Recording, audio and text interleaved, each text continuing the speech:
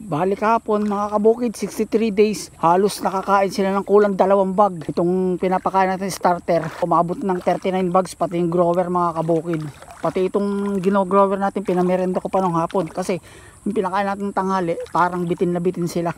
Ito na sila mga kabukid. Bali ngayon, 64 days na nila mga kabukid. Umaga ngayon, parang tamad pa sila lumapit oh.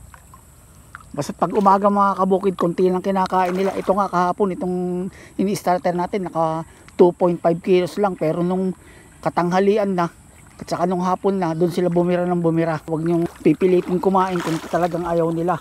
Pero pag yung kasagsagan mga kabukid, yun, subuan nyo ng subuan. Dami naman ang kinakain nila is inilalaki rin nila mga kabukid.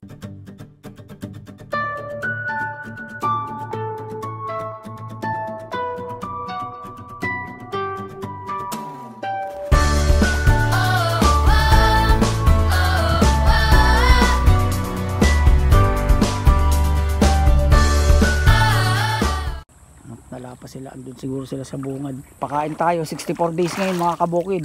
Tinaray ko tong grower ngayon, 2 timba. Itong third, saka second pan. Tapos isa't kalating timba itong starter ngayong umaga to. Pero palagi ko hindi na kayang ubusin to mga kabukid. Unahin natin tong third pan.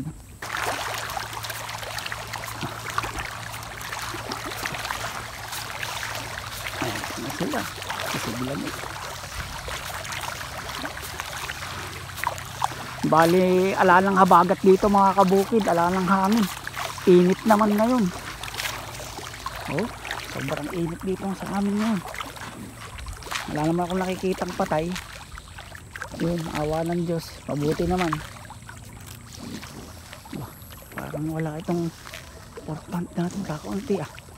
Mukhang nasingitan nata tayo ng nanakaw ah. Ayaw pa nila lumapit. Bali, laki nung dinagdag ng pagkain nila mga kabukid nung isang araw, 34 kilos lang. Tapos kahapon 39 kilos. So nadagdagan agad ng 5 kilo. Isang araw pa lang ang pagitan nila. Ito na yung second pan natin. Baraduhan ng pulo.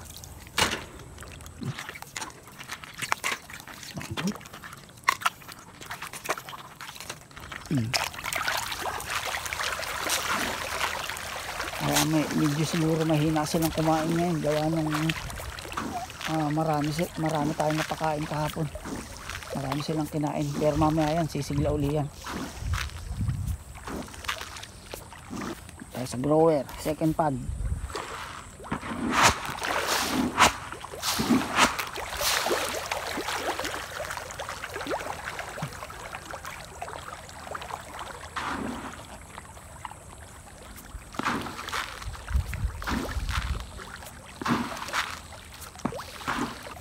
Ubus oh.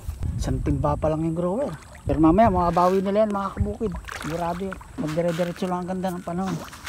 Kahapon, bali itong ini-starter natin, tuwing umaga mga kabukid, kaya nilang umubos ng 4 to 5 kilos. Tapos sa tanghali mga kabukid, nakakaubos sila ng 8 kilos. Then sa hapon, 5 kilos na lang. Nakaka 17 kilos sila sa maghapon. First pan, fourth pan, saka yung sa likod ng kubo mga kabukid. Dito naman sa grower, twice a day na lang tayo nagpapakain mga kabukid. Sa umaga nakakaubos sila ng 7 kilos, isang timba mga kabukid. Pero sa tanghali o sa hapon, nakaubos sila ng 11 to 12 kilos mga kabukid. Kulang 2 timba. Nakaubos sila ng mahigit 30 kilos. Isang bag is 25 kilos lang mga kabukid. So mahigit isang bag ang nakakain nila sa maghapon. Bali ngayon, try natin mga kabukid. May dala akong 9 kilos mga kabukid. Baka kaya nilang ubusin. Ito naman sa starter, may dala akong 5 kilos mga kabukid. Itong first pan natin, saka fourth pan, check na rin natin kung pwede na pakainin ng grower. Kung okay na sa sizes nila. Kung pare-parehong higit ganyan na o ganyan na mga kabukid, mag-grower na rin tayo dito.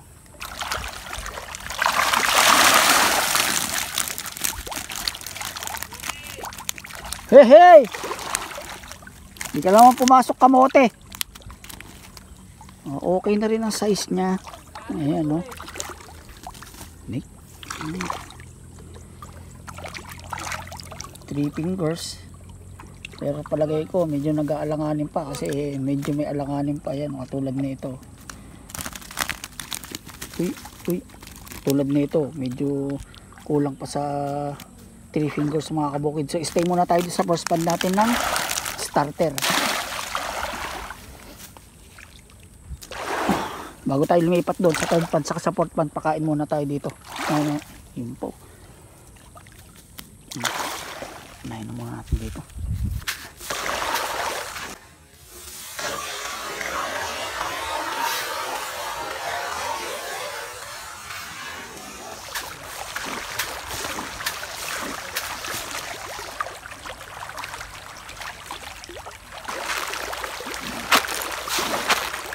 Mga kabukid, kumain na ito. Yun lang dito sa fourth pan, dito lang sa bungad oh. Doon tayo dati nagsasampling, pero nandito naman sila, dito na natin samplingin. Tingnan natin to kung pwede na i-grow yan.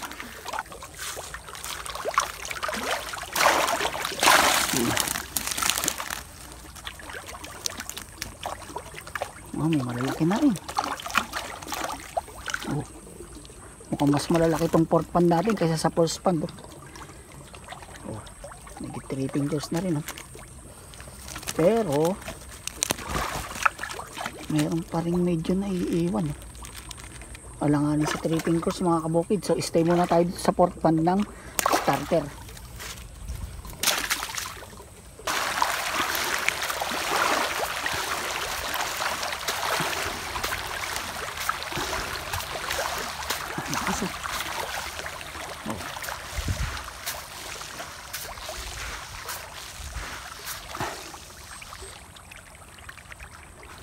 Ay na talaga sila sa umaga itong i-starter natin. So yun, balikan uli natin yung first pan. Yun, sa grower natin may natira. Siguro kalahating tabo to, 9 kilos kanina to. Ay di, may natira pa pala ron.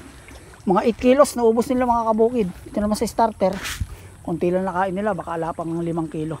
Bali mamaya, makabawi lang uli nila yun. Bali itong i-starter natin, pan number 1, number 4, at yung nasa 6, nasa likod ng kubo mga kabukid, 45 kilos sa umaga ang nakakain nila. Kulang isang timba mga kabukid. Itong pan number 2 at saka pan number 3 mga kabukid, umuubos sila ng 8 to 9 kilos. Umaga pa lang yun. Bali sa tanghali, mas malakas silang kumain. Itong gino-grower natin, nakakaubos sila ng 11 kilos mga kabukid. Itong ni-starter natin, bali sa tanghali, ang nakakain nila is 8 to 9 kilos mga kabukid. May higit isang timba yun. Isang timba mga kabukid, yung puting yan, 7 kilos. Bali sa hapon, pakain natin tuwing hapon, merenda nila 5 kilos mga kabukid ang kinakain nila. Itong ini-starter natin, malalakas kumain itong third pan natin.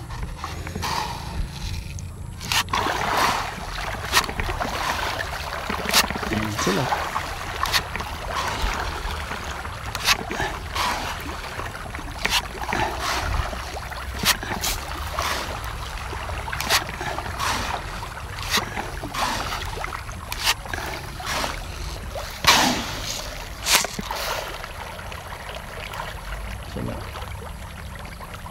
Lumalapit pala iba.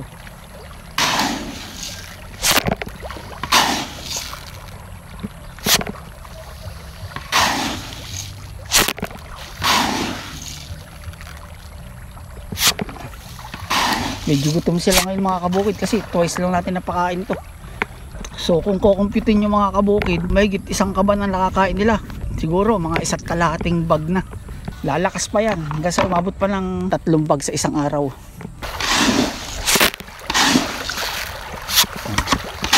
Malakas naman kumain.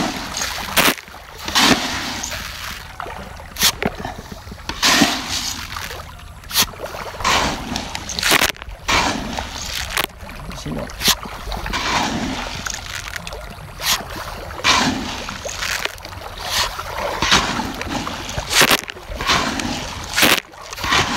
Iubos natin to lahat. Kayang-kaya naman nila.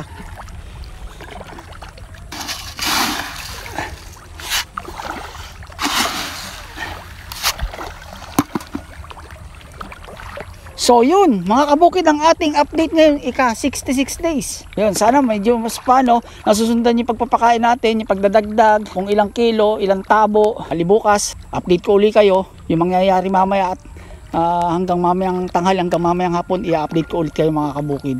Mga hindi pa mo nakasubscribe ng ating channel, BNS Channel, paulit-ulit na lang, subscribe na BNS Channel mga kabukid. Meron tayo bagong channel, lagay ko lang sa description, yung may hilig kumanta, mag video okay mga kabukid. Kas karaoke mga kabukid. Salamat po.